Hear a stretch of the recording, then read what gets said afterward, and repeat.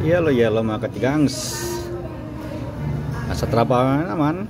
Kakain na muna bago sumabak sa trabaho. Ito yung agahan ko, yung walang kamatayang oatmeal na may mayonnaise. At saka yung sa gitna ay may raisin. At saka kumuha rin ako ng isang napakaliit na dessert. Pero puno ng fruits. 4 na klase na fruits yung nakalagay. Ayan.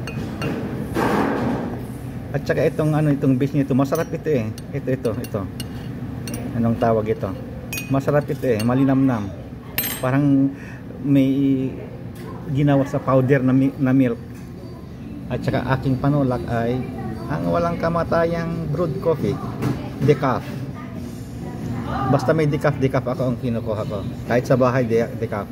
Pero sa bahay hindi ganito na nahubad.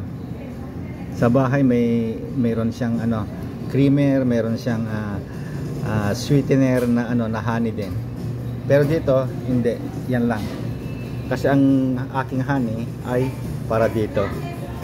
Kaya ngayon ilalagay ko na.